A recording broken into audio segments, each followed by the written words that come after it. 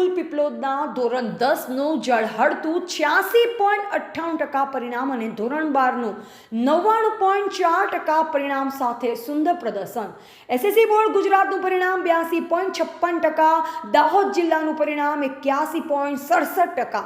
મળતી માહિતી અનુસાર ગુજરાત માધ્યમિક અને ઉચ્ચતર માધ્યમિક શિક્ષણ બોર્ડ ગાંધીનગર દ્વારા 2024 માર્ચમાં લેવાયેલી એસએસસી પરીક્ષાનું પરિણામ આજરોજ જાહેર કરેલ છે, જેમાં સમગ્ર ગુજરાત બોર્ડનું પરિણામ 82.56% આવેલ છે અને દાહોદ જિલ્લાનું પરિણામ 81.67% આવેલ છે. શાળાનું કુલ પરિણામ 86.98%.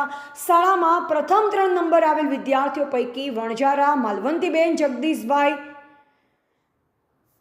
90.83%, હરિજન સુમિતકુમાર નગીનભાઈ 87.83%, પટેલ હાર્દિકકુમાર સંજીભાઈ 84.66%. કુલ 315માંથી 274 વિદ્યાર્થીઓ પાસ થયા હતા.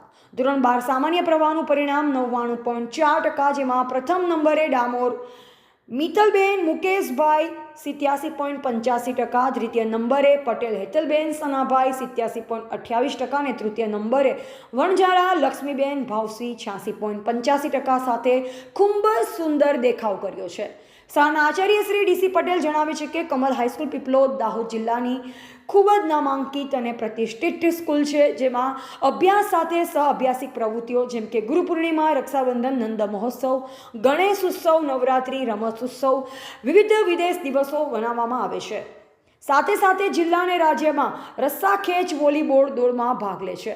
કમલ હાઈસ્કૂલ પીપલોદ આચાર્ય શ્રી ડીસી પટેલ અને સમગ્ર સ્ટાફ દ્વારા પરિવાર દ્વારા 100 વિદ્યાર્થીઓને ખૂબ જ પ્રગતિ કરે તેવી શુભેચ્છાઓ પાઠવવામાં આવી. ટીવી18 ન્યૂઝ નેટવર્ક સાથે રિપોર્ટર ઇમરાન શેખ, દેવગઢ બારિયા, દાહોદ.